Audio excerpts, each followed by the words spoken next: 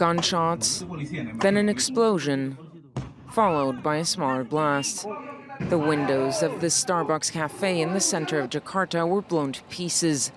But this was just one of the several blast sites that rocked the Indonesian capital.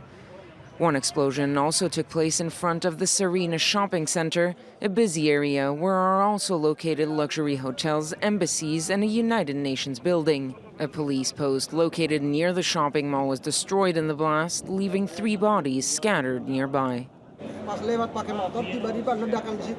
I was riding a motorbike when suddenly the explosion went off at the police post. I saw people running away, and there were 2 people lying on the ground bleeding.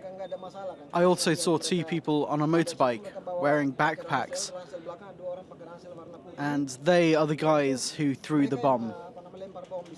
Despite the violence, the Indonesian president called for calm. There's no need to be afraid. People should not be defeated by these terrorist attacks. I hope everyone remains calm, because it's all controllable.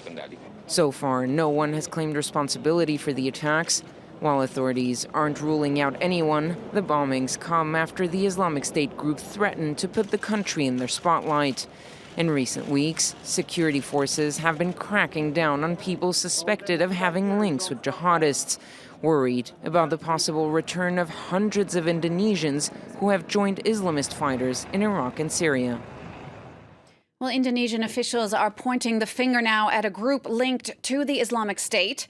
This attack today is the first high-profile one in Jakarta since 2009.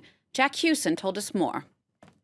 The nature of this attack is far more advanced, well-planned and coordinated than anything that's really happened in Indonesia since 2009. And most of the terrorism which has gone on since the Bali bombings in 2002 has been largely provincial, small-scale, often targeting police stations and smaller targets which have not really been, there haven't been significant attacks. This, on the other hand, is clearly much more political, is clearly much more international in its scope. It's happened in the centre of town at a Starbucks in an area with a lot of 5-star hotels. There are a lot of foreign nationals working and living in the area. This isn't just an attack on Indonesia, this is an attack on the broader international population. So it is likely it's one of the 800 fighters who've gone to Syria that is coming back from Syria, or several of these fighters, which has orchestrated these attacks.